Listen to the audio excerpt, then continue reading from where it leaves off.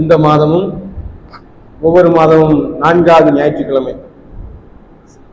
சில நண்பர்கள் கடைசி ஞாயிற்றுக்கிழமை என்று தவறுதலாக நினைப்பார்கள் என்பதனால் இன்னொரு 4வது ஞாயிற்றுக்கிழமை வழக்கம் போல நம்முடைய திருக்குறள் ஆய்வு மைய கூட்டம் இன்றும் அழகாக நம்முடைய தமிழ் நெஞ்சங்களால் திருக்குறள் ஆர்வலர்களால் நடைபெற்றுக் கொண்டிருக்கிறது.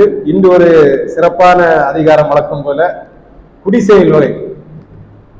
குடிசெயல் வகை அதிகாரத்தில் உள்ள 10 பாடல்களை நான் இன்று ஆய்வு செய்ய இருக்கிறோம். ஏற்கனவே குடிமை என்னும் ஒரு அதிகாரத்தை பார்த்தோம். பொருள் செயல் வகை அதிகாரம் கூட பார்த்தோம். இது குடி, அதை இன்னும் சேர்த்து குடி செயல் வகை என்ற ஒரு அதிகார தலைப்பிலேயே வள்ளுவர் நமக்கு தந்திருக்கிறார். அந்த அதிகாரத்தை நல்ல முறையில் இன்று நாம் தொடங்குவதற்கு 2 இளஞ்சிறார்கள் அழகாக நம்மிடம் முத்தான குரல்களை ஒப்புவித்தார்கள்.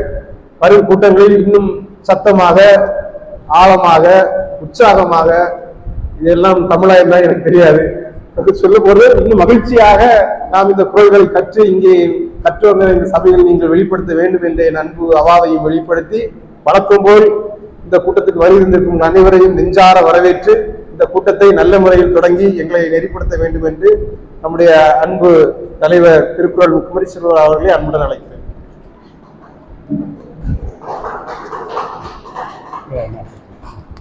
அருமை பெரியவர்களே, அன்பு தம்பிமார்களே, உங்கள் அனைவருக்கும் எனது நெஞ்சார்ந்த வணக்கத்தையும் வாழ்த்துக்களையும் கூறி 331 கூட்டத்திற்கு நீங்கள் அனைவரும் வருகை தந்திருக்கிறீர்கள்.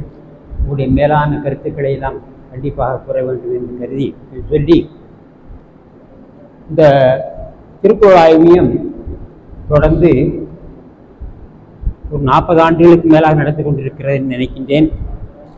தொடக்கத்தில் ஐயா கேசு சுப்பையா அவர்கள் அவரும் நானும் இணைந்து இந்த திருக்குறள் ஆய்வு மையத்தை உருவாக்கி ஒரு மாதம் கூட தவறாது தொடர்ந்து தொய்வின்றி நடத்தி வந்திருக்கின்றோம். என்ற வகையிலே நாம் உண்மையிலேயே பெருமை கூட கடமைப்பட்டிருக்கின்றோம். அதற்கடுத்து தொடர்ந்து தம்பி கடிகை, சந்திரன் போன்ற அருமை நண்பர்கள் எல்லாம் நமக்கு துணை நிற்க எந்த விதமான தயக்கமும் தள்ளாட்டமின்றி நாம் நடத்தி வருகின்றோம். இந்த கூட்டத்தையும் சிறப்பாக நடத்துவதற்கு நாம் முன் வந்திருக்கின்றோம். அருமை செல்வங்கள் 2-3 செல்வங்கள் வந்திருக்கிறார்கள். அவர்களுக்கும் தனிப்பட்ட முறையினுடைய வாழ்த்துக்களையும் வணக்கங்களையும் கூறி, அடுத்து தலைமுறை என்ற நிலையில் அதிகம் நாம் கூற வேண்டிய தேவையில்லை, நிறைய எழுதி வச்சிருக்கேன். பிறகு வாய்ப்பு கிடைக்கும் இடையிடையே சொல்றேன். முதலாவது பொன்னரசன் அவர்கள் முதல் குறளை ஆய்வு செய்யும் அன்போடு கேட்டுக்கொள்கிறேன்.